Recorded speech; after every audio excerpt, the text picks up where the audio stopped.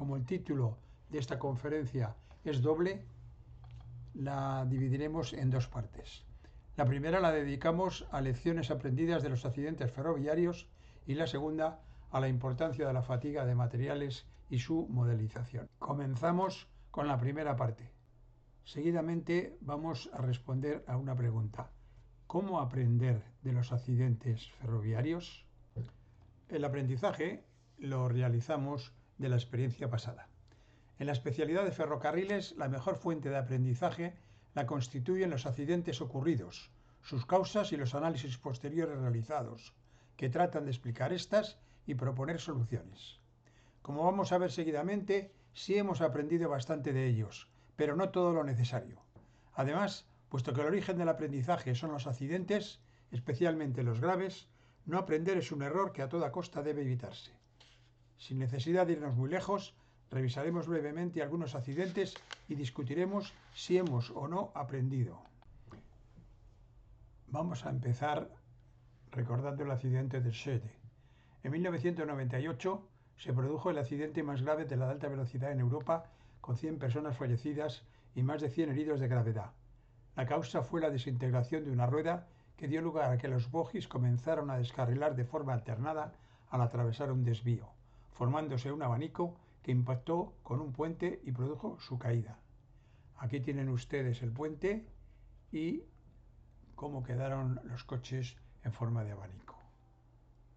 Los hechos. 3 minutos antes, una rueda perdió el anillo exterior y se incrustó en el piso del tren. Un viajero informó a un empleado del tren a bordo, pero no se paró. Esto sugiere que hay que aprender importantes ideas sobre la seguridad. ¿Qué aprender? El diseño permitió iniciación de grietas internas no detectadas por ultrasonidos y la rueda se rompió por fatiga, como demostraron los ensayos realizados en el EMPA, el Laboratorio Federal de Ensayos de Suiza. Los accidentes se evitan identificando el mal estado de la vía y el material rodante. Decimos esto porque tras el accidente de Adamuz se está prestando mucha atención a la vía y los carriles en particular, pero el sistema de rodadura y en especial las ruedas juegan también un papel muy relevante por interrelacionar con ellos. La figura muestra la llanta de la rueda desprendida y el detalle de las ondas de crecimiento de la grieta en la rueda dañada por fatiga. La rueda defectuosa de Stede tenía un diseño innovador con anillo elástico para reducir ruido y vibración. El inserto de goma transmitía cargas cíclicas al anillo exterior. Tras millones de ciclos se inició una grieta por fatiga en la llanta, que se desintegró a 200 km por hora, provocando el descarrilamiento. La importancia de corregir las ruedas dañadas. Una rueda defectuosa causa un gran daño en los carriles, como luego veremos, y también en el estado de la vía y todos sus elementos. Subbase, balasto, sujeciones, carriles, etc. son muchas veces la causa del daño del sistema de rodadura. Ya se vio que al paso por la zona del carril roto, los trenes que pasaron antes de producirse el accidente dañaron gravemente sus ruedas. Por tanto, la relación entre rueda y carril no puede ser ignorada y es mutua. Si los maquinistas detectan sucesos como estos, el protocolo debe exigir informar inmediatamente al centro de control y reducción de velocidad de los trenes implicados, ya que si se han dañado elementos importantes, producirán accidentes y dañarán los tramos de vía por los que pasen. Reacción y acción urgente ante la información disponible. También debemos aprender del hecho de que un viajero informara de un suceso grave que no recibió atención inmediata. Nos preguntamos si alguien detecta que un elemento se incrusta en la parte baja del tren, ¿debe accionar inmediatamente el freno de emergencia que hay en los coches? Si alguien del personal a bordo conoce o es informado de este mismo hecho, ¿debe accionar el freno inmediatamente? ¿Está el personal de a bordo instruido para que sepa qué hacer en estos casos? ¿Informa el centro de control a los maquinistas de los trenes que pasan posteriormente por el lugar del incidente para que reduzcan su velocidad e informen al centro de control de su experiencia por ese paso, para poder decidir si puede ya recuperarse la velocidad de pasos preestablecida o hay que tomar antes medidas para asegurar la seguridad? Seguidamente analizamos el accidente de Santiago. En julio de 2013 tuvo lugar un accidente ferroviario en Agrandeira, muy cerca de Santiago de Compostela. La causa fue un exceso de velocidad por distracción del maquinista, debida a una llamada del interventor del tren para preguntarle si iba a entrar a la estación de Puente Deume por la vía principal o desviada, ya que viajaba una familia con ese destino. Alguien puede preguntarse si esto es una razón para llamar al maquinista.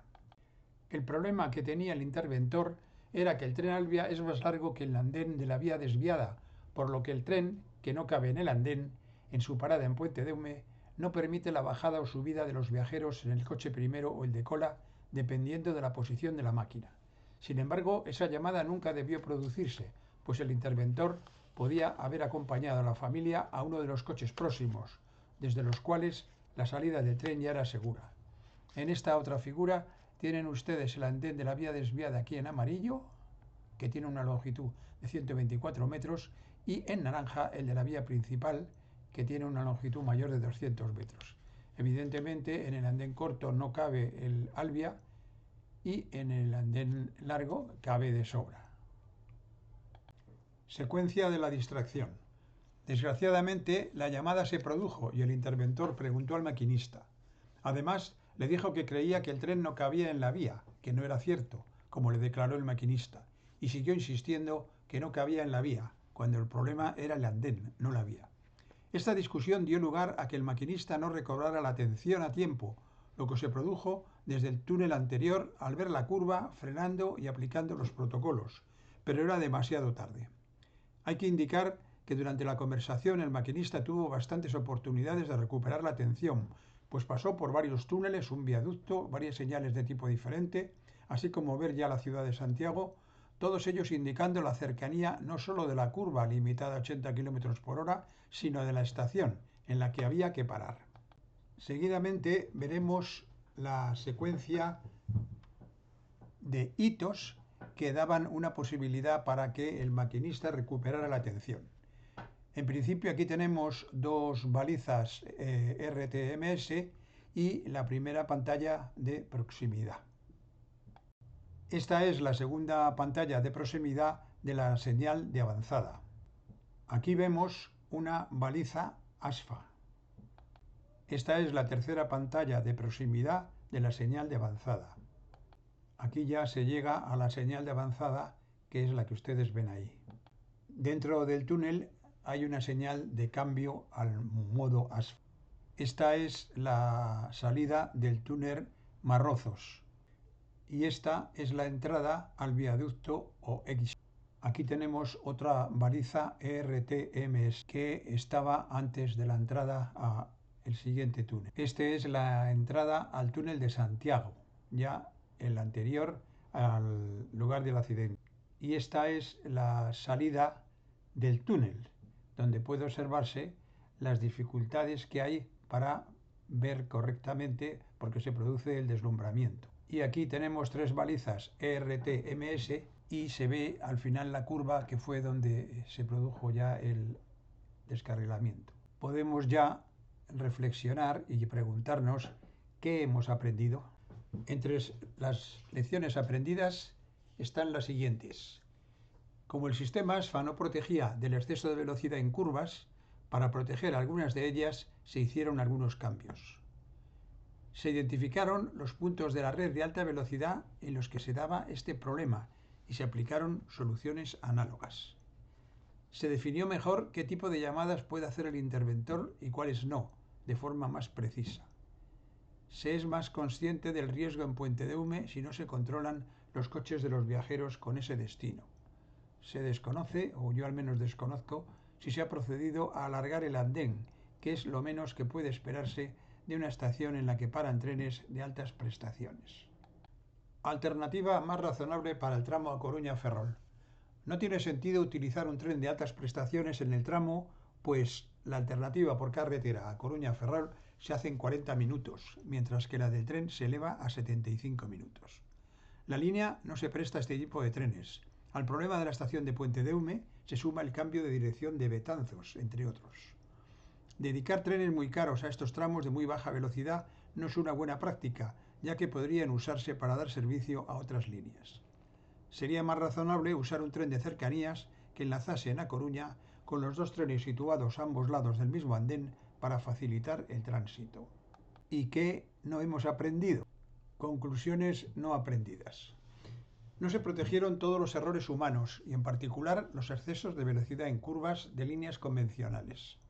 No se realizaron los preceptivos análisis probabilistas de seguridad con la calidad de los de centrales nucleares y aviación, identificando todos los incidentes y sus causas, estimando su probabilidad y si el daño causado supera ciertos umbrales para mitigarlo, incluyendo el error humano, que siempre hay que proteger con medidas redundantes. La normativa de seguridad viene impuesta desde los organismos europeos, que tienen mucho que mejorar y no pueden eludir las responsabilidades consecuentes. Es urgente una actualización de estas normativas, que deben aprender mucho de las aplicadas en los ferrocarriles de Japón y China, así como de experiencias de centrales nucleares y aviación. Prueba de que no aprendemos de los accidentes ocurridos es que tras el accidente de Santiago ocurrieron 4 accidentes en diferentes países por exceso de velocidad en curva, en los que hubo fallecidos. La idea de no cubrir al maquinista en los excesos de velocidad en curva, que es general en líneas convencionales de ferrocarril en todo el mundo, debe corregirse urgentemente. Aquí tenemos un esquema de los accidentes que ocurrieron en un periodo de 3 años o 4. El primero es el de julio de 2013 en Santiago de Compostela, donde hubo 80 fallecidos. El límite de velocidad era 80 km por hora y la real 179 km por hora, es decir, 2,2 el valor anterior. Al final de ese mismo año se produjo en Bronx otro accidente con 4 muertos. En ese caso, el límite de velocidad era 48 km por hora y se circulaba a 129 km por hora. Es 2,7 veces el límite. En mayo de 2015, en Filadelfia, en Estados Unidos, hubo 8 muertos en un accidente. El límite era 80 km por hora y la velocidad real unos 164 km por hora, 2 veces el límite. En Estrasburgo, en 2015, hubo 11 muertos y el límite era 176 km por hora y la velocidad real 265. Este era nada menos que un tren de prueba donde viajaban los expertos y varios de ellos murieron. En diciembre de 2017, en DuPont, en Estados Unidos, hubo otro accidente con 3 muertos y el límite era 48 km por hora y la velocidad real 128 km por hora, es decir, 2,7 veces el límite. Por tanto, la causa común fue el error humano no protegido y la ausencia de sistemas de control de velocidad en curva. Hay que destacar que aquí hay 2 accidentes, que son estos dos, en este el límite era 48 km por hora y en este también 48 km por hora, que no son líneas de alta velocidad, son simplemente líneas de cercanías normales y corrientes, vías convencionales. Luego, esto demuestra que en las líneas convencionales también hay que proteger el exceso de velocidad en curva.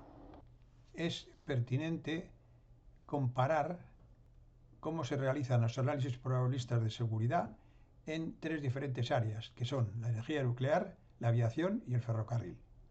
En la nuclear se realizan análisis probabilistas de seguridad exhaustivos, se da una cobertura total al error humano, hay umbrales críticos bien definidos, hay una revisión independiente y existe una cultura de seguridad sólida. En la aviación también hay análisis para analizar los modos de fallo, hay una formación obligatoria, se usa la caja negra y la auditoría, hay unas normas actualizadas interesantes y hay una mejora continua post-accidente. En el caso del ferrocarril, los análisis probabilistas de seguridad no son sistemáticos, el error humano no se protege siempre, hay umbrales poco precisos que confunden a los expertos, la normativa de la Unión Europea es obsoleta y el aprendizaje es insuficiente. Además de todo esto, a veces aprendemos mal. La llamada reducción significativa de velocidad. En algunos casos, lo que se aprende no es correcto y conduce a confusiones que, por desgracia, se extienden entre la población y causan confusión y un uso indebido de nuevos conceptos no justificados. Durante el juicio del accidente del Alvia en Santiago, se generó lo que llamaron reducciones significativas de velocidad, un ejemplo de estos casos. En la curva de Agrandeira, la limitación de velocidad era de 80 km por hora, es decir, había que pasar en solo 3 o 4 kilómetros a la anterior. A eso le llamaron cambio significativo de velocidad, con la acepción de la RAE, algo importante o relevante por representar algo destacado. Sin embargo, voy a aclararles que en realidad esa reducción es normal, e incluso algo por debajo de lo normal en las líneas de alta velocidad. En las líneas de alta velocidad se pretende pasar de una estación comparada a la siguiente en el menor tiempo posible, ya que estas son caras de construcción y mantenimiento, y el tiempo de viaje debe ser el mínimo posible, aunque dentro de la seguridad. Los trenes, al salir de las estaciones, aceleran al máximo, alcanzan la velocidad máxima y permanecen en ella hasta que finalmente reducen rápidamente la velocidad a cero hasta parar. Por tanto, la reducción de velocidad es de la máxima permitida a cero. En Agrandeira la reducción no era a cero, sino a 80 km por hora, y por tanto menos significativa que en muchas otras estaciones sin curva y contracurva de entrada, puesto que paraba en Santiago. En la curva y su contracurva siguiente había que seguir frenando. En este diagrama explicamos lo que ocurre entre Orense y Santiago, que son dos estaciones con parada. Al salir de Orense, automáticamente el tren empieza a acelerar lo máximo que puede hasta alcanzar la velocidad máxima permitida en ese tramo, que es 200 o 220. A continuación sigue a esa misma velocidad y llega un momento en que, si no hubiera la curva de Agrandeira, tendría que reducir la velocidad rápidamente hasta parar en Santiago. Esta última reducción es de 200 o 220 a cero. Sin embargo, en Santiago, la reducción provocada por la existencia de la curva de Agrandeira obligaba a llegar a 80 primero y luego reducirse de 80 a 0 hasta Santiago. Por tanto, esta reducción en rojo es bastante menos complicada que la azul, que sería la que hubiera tenido que utilizar si no existiera la curva y la contracurva.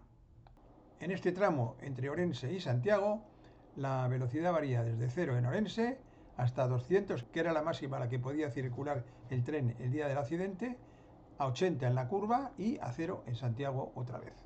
Conclusión sobre la reducción de velocidad.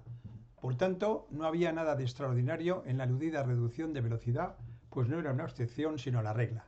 Además de la reducción de 200 a 0 km por hora en Santiago, el paso por el comienzo de la curva de Agrandeira no podía exceder de 80 km por hora. Lo diferente en Santiago es un cambio de dirección próximo a 90 grados. El tren procedía de Orense en dirección este-oeste y salía de Santiago a Coruña en dirección sur-norte, obligando a cambiar de dirección. Por alineamiento de la vía, en vez de solo curva, hubo que emplear curva y contracurva.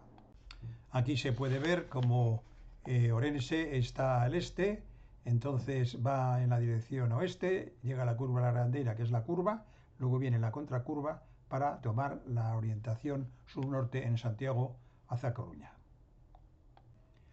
Los maquinistas en los trayectos llevan consigo el llamado libro horario, que muestra los tramos del viaje, que se diferencian por velocidad máxima, con información relevante para la conducción, como limitaciones de velocidad, permanentes o no, asignándoles su velocidad máxima.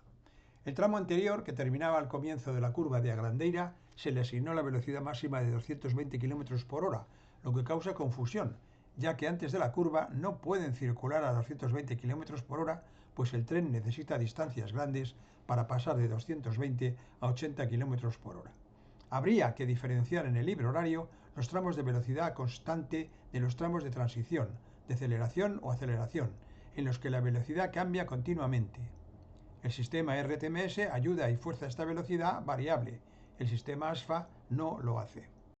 Aquí tienen un ejemplo del libro horario en el que antes de la curva de Agrandeira, el tramo anterior figura con 220 km por hora, lo cual no puede ser, puesto que inmediatamente al llegar a la curva de Agrandeira tiene que ir como mucho a 80 km por hora y el tren no puede hacerlo inmediatamente, sino que necesita algunos kilómetros para hacerlo.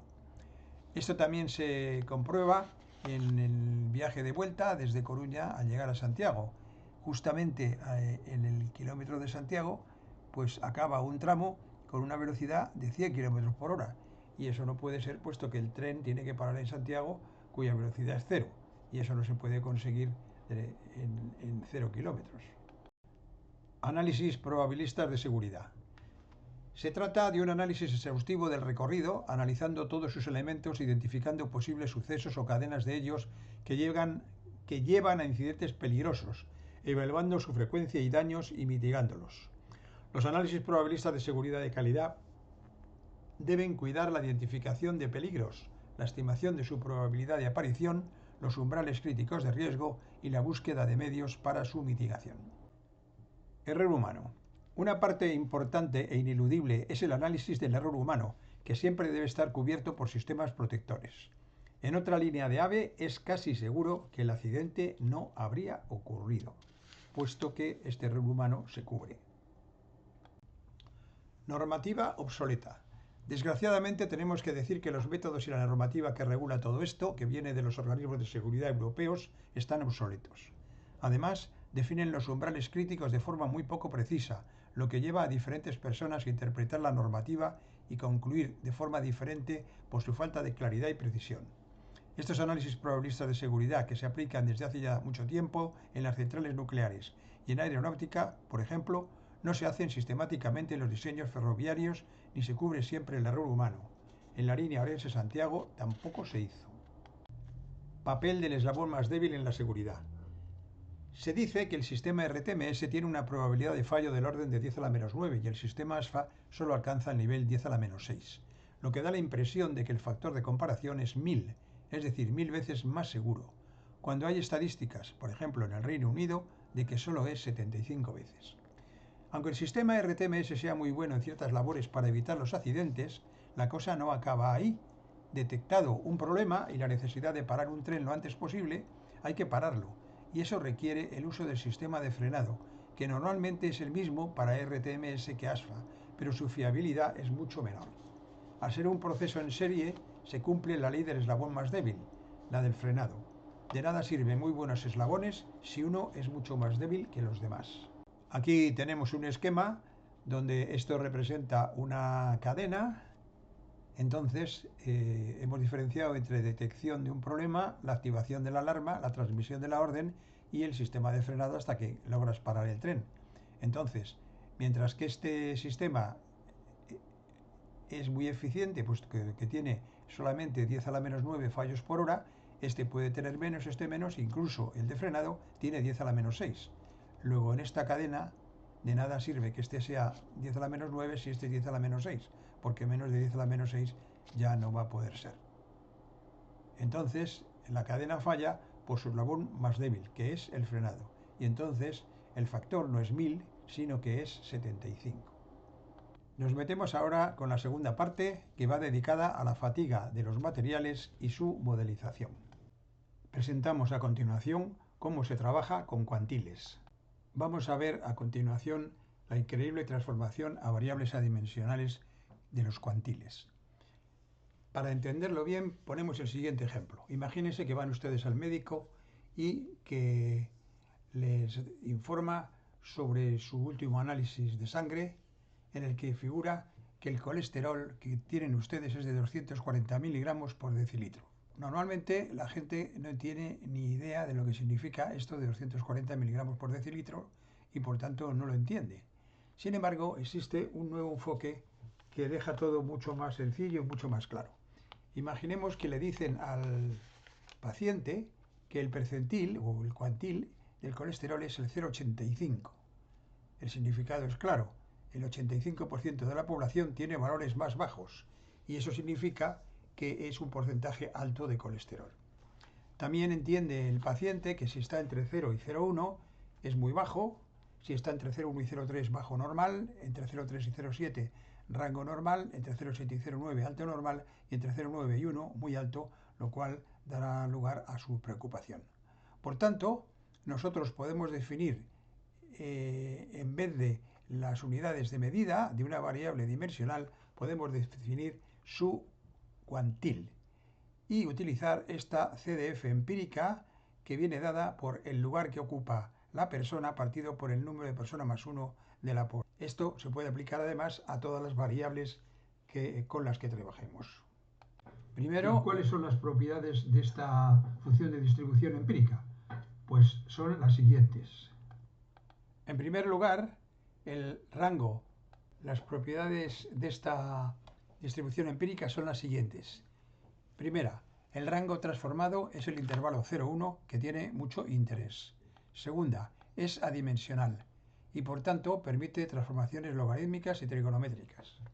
Tercera, es aproximable mediante muestra empírica e interpolación. Cuarto, evita problemas numéricos, el infinito no existe. 5. Tiene cobertura uniforme en el rango, lo cubre todo, con todos los cuantiles. La interpretación clara es su probabilidad acumulada.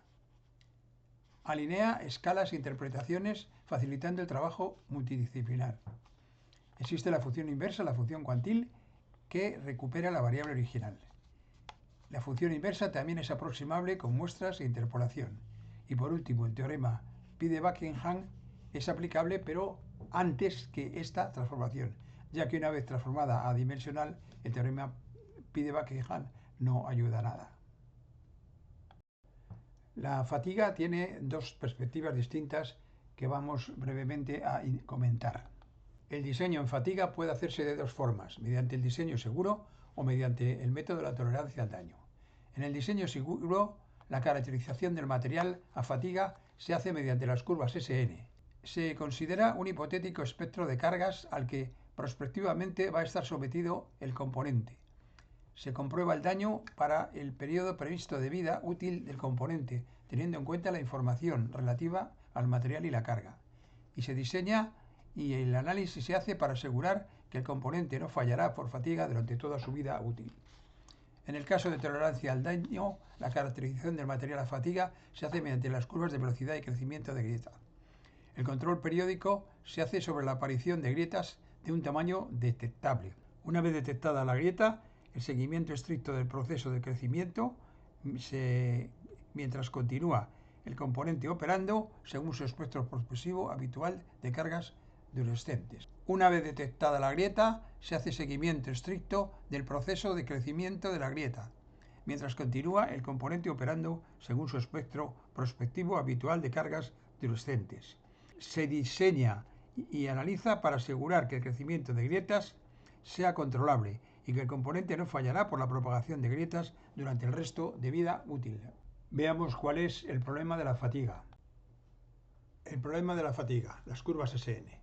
El problema de la fatiga es que los materiales, si se repiten los ciclos de carga, rompen a valores mucho menores que los de rotura estática. Las curvas SN nos dan el número de ciclos hasta rotura para cada probabilidad y tensión elegida, y dependen de varias variables, al menos dos tensiones, ver figura, la frecuencia, etc. Pero aquí nos quedamos solo con delta sigma. El daño depende fuertemente del nivel de tensiones. Las curvas SN muestran que por debajo del límite de endurancia no hay problema, el daño ni se genera ni se propaga. Si la carga equivalente está cerca del límite por encima, el número de ciclos hasta rotura es 100 millones. Con una tensión solo un 25% mayor, la vida se reduce a 100 ciclos, 1.000.000 de veces menos. La repercusión de un pequeño incremento de tensiones es enorme. Un impacto sobre la vida a la segunda tensión equivale a 1.000.000 de impactos a la primera. Este gráfico ilustra la idea que hemos comentado anteriormente. De todo esto se pueden sacar las siguientes conclusiones. Los golpes de carril, ruidos y vibraciones no son solo molestias a los viajeros, sino avisos de degradación acelerada que hay que analizar seriamente.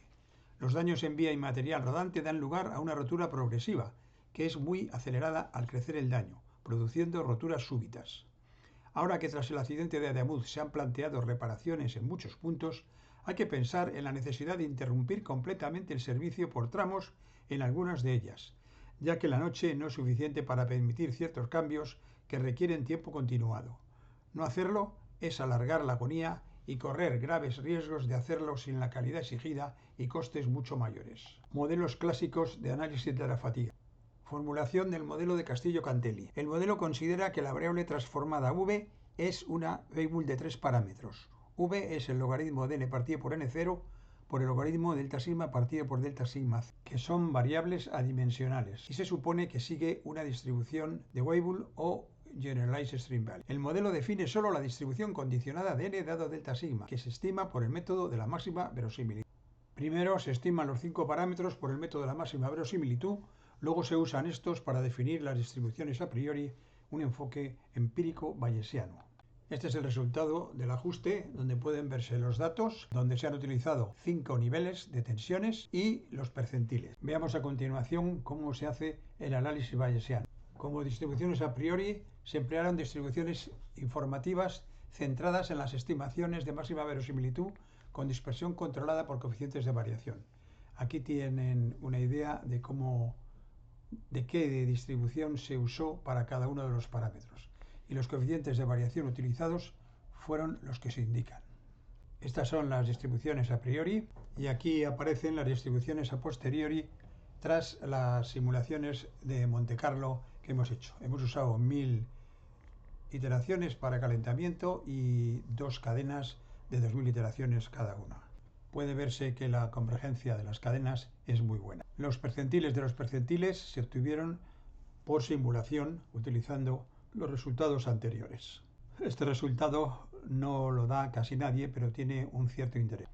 La densidad conjunta del número de ciclos y de delta sigma es la que se da en esta fórmula factorizada. Es interesante ver cómo lo que queremos aprender es la distribución condicionada, el primer factor, y el segundo tiene que tomar diferentes valores dependiendo de si se trata de los ensayos de laboratorio o del uso posterior que se hace posteriormente para el diseño. Se dan los ensayos que se han realizado para la estimación, que han sido diseñados para utilizar solamente 5 niveles de delta sigma. Y las muestras, las 3 muestras que figuran ahí, son datos sintéticos, pero que han sido simuladas mediante una distribución uniforme entre el valor mínimo y el máximo de los datos observados. Esto tiene la ventaja de que no se dan empates entre los datos, como ocurría con los 5 niveles de los datos originales. Seguidamente vamos a ver los modelos basados en cópulas, que tienen una cierta originalidad. En los ensayos de fatiga, cada probeta produce un par de observaciones, el número de ciclos hasta la rotura n y la amplitud de tensión aplicada delta sigma. Ambas variables están relacionadas. Niveles de tensión más altos producen vidas más cortas. Sin embargo, la relación dista de ser determinista. El enfoque clásico consiste en ajustar una recta de regresión en escala doble logarítmica, curva SN o de Wöhler, y añadir bandas de dispersión basadas en la desviación estándar de los residuos. Este método asume dispersión homogénea e ignora la estructura de dependencia entre las variables. La regresión SN no modela la dependencia conjunta entre n y delta sigma, solo modela la media condicional y subestima el riesgo. Por tanto, es necesario un modelo aleatorio conjunto. El teorema de Sklar y las cópulas. El teorema de Sklar establece que cualquier distribución conjunta bivariada, h de xy, puede descomponerse en sus marginales y una cópula. Increíblemente, la cópula C encapsula toda la dependencia estructural. El uso de cópulas permite separar completamente marginales y dependencia, modelar relaciones no lineales entre vida, fatiga y tensión, obtener curvas percentiles condicionales, simular datos sintéticos físicamente coherentes y cuantificar la incertidumbre mediante técnicas bootstrap. Esta figura ilustra que hay infinitas distribuciones que tienen la misma cópula. Y simplemente para pasar de cualquiera de ellas a la cópula correspondiente, lo único que hay que hacer es eliminar la influencia de las distribuciones marginales univariadas. De esta manera, el aprendizaje de la función de distribución conjunta se reduce a 2 pasos. Primero, estimar las distribuciones marginales univariadas y segundo, estimar la cópula correspondiente. Marginales y cópula. Para realizar los análisis probabilistas de seguridad es fundamental determinar las probabilidades de ocurrencia, lo que implica conocer la función de distribución de las variables implicadas.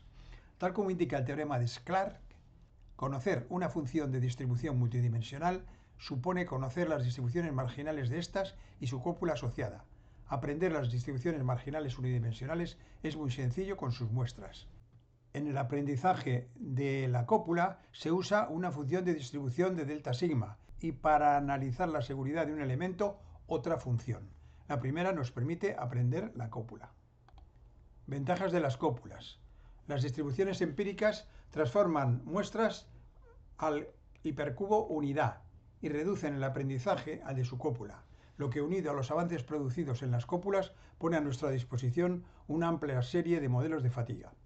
Recientes descubrimientos nos llevan a las cópulas arquimedianas como únicas existentes dentro de una clase general justificada mediante ecuaciones funcionales. Las cópulas de Bernstein, que dan muy buenas aproximaciones a las funciones generadoras de las arquimedianas, nos suministran otra alternativa.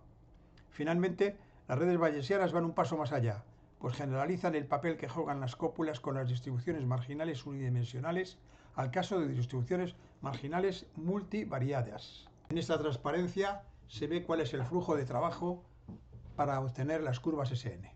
En primer lugar, se transforma el espacio de partida inicial de n y delta sigma en el espacio en el cubo unidad o el hipercubo unidad.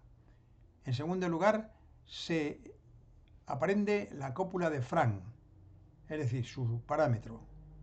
Una vez obtenido esta, se obtienen las curvas percentiles y finalmente se vuelve al espacio original. Esta transparencia nos ilustra 4 ejemplos de modelos basados en cópulas. En el primero de ellos se utiliza el modelo de Castillo-Cantelli, que es la distribución de V igual a una wavelet de 3 parámetros. Entonces lo que hacemos con ese modelo, simulamos los datos y luego vamos a aplicarle la cópula de Frank. En el segundo modelo utilizamos una distribución beta, puesto que vamos persiguiendo curvas Sn de tipo en forma de S. En el tercer ejemplo consideramos los datos de Holmen, que son datos reales. Y en el cuarto utilizamos los datos de Menig. A todos ellos le aplicamos este método de las cópulas. Este es el resultado de aplicar las 4 etapas a el modelo primero simulado con el modelo de Castillo-Cantelli. Esta figura representa los datos, esta otra son los datos transformados al cuadrado unidad, esta otra es la estimación de la cópula y el cálculo de las curvas percentiles y finalmente la última consiste en volver al espacio de partida. Esto es lo que resulta con el segundo caso, el modelo beta, en el cual queremos curvas percentiles en forma de S. Este es el resultado de aplicar las 4 etapas a el modelo primero simulado con el modelo de Castillo-Cantelli. Esta figura representa los datos, esta otra son los datos transformados al cuadrado unidad, esta otra es la estimación de la cópula y el cálculo de las curvas percentiles y finalmente la última consiste en volver al espacio de partida.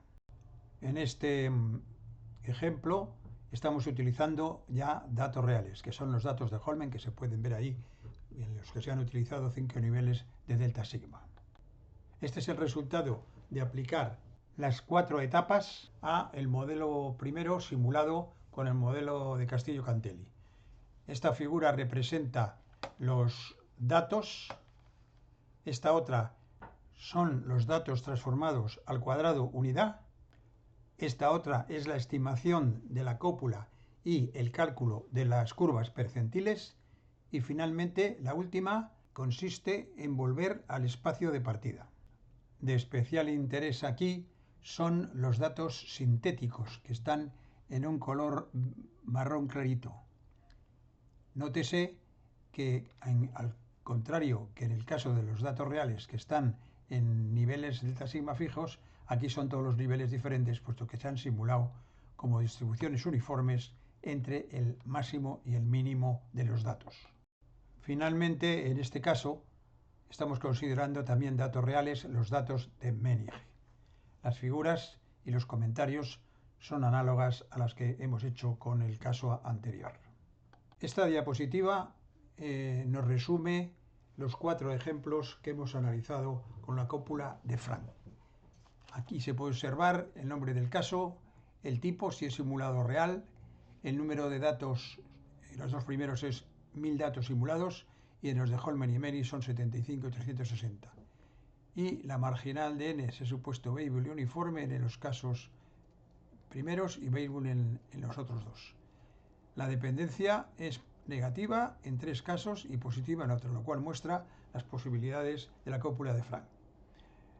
Los 4 casos ilustran que la cópula de Frank, primero, es flexible, captura la dependencia positiva y negativa con el subparámetro θ. Es interpretable y tiene una correspondencia directa con el tau y las curvas percentiles. Es por otro lado separable. Las marginales y la cópula se ajustan de forma independiente, facilitando la incorporación de información a priori sobre cada variable. Produce curvas SN probabilísticas completas, no solo la media. En esta transparencia comparamos los diferentes modelos de fatiga que hemos analizado. El modelo clásico fija una familia paramétrica y encuentra el mejor modelo en esa familia según un criterio fijado. El modelo bayesiano considera que los parámetros son aleatorios, por lo que sale de la familia de partida y usa mezclas, mixturas, de modelos de esa familia, lo que lo aproxima a uno no paramétrico. El modelo copular aprende por separado las marginales univariadas y la cópula, que captura las interacciones multidimensionales. El modelo de redes bayesianas generaliza el copular, permitiendo separar por grupos de variables, teorema de Sklarsk generalizado. Y el modelo basado en datos sintéticos, es decir, solo en los datos. Finalmente, vamos a ver las conclusiones. Y ya concluimos con las conclusiones. Primera, todo lo aprendido de los accidentes ocurridos debe utilizarse para corregir y actualizar los protocolos de seguridad para evitar accidentes similares. La información de incidentes debe llegar inmediatamente a responsables y sistemas de control y estos deben tomar las medidas oportunas con rapidez. En el mantenimiento deben tener un papel relevante los trenes auscultadores, que deben circular muy frecuentemente por las líneas, junto con maquinistas y viajeros. El mantenimiento requiere un presupuesto adecuado que no debe recortarse por inversiones en estaciones suntuosas innecesarias. Las múltiples reducciones de velocidad acordadas en la red española es un reconocimiento implícito de la urgencia de la renovación. Usar periodos nocturnos es muy costoso y no compatible con calidad y la seguridad exigida. Esperamos con interés las conclusiones de la CIAF que aclaren las causas del accidente de Adamuz y den las recomendaciones pertinentes para evitar otros accidentes semejantes. Como expertos merecen respeto, apoyo y consideración.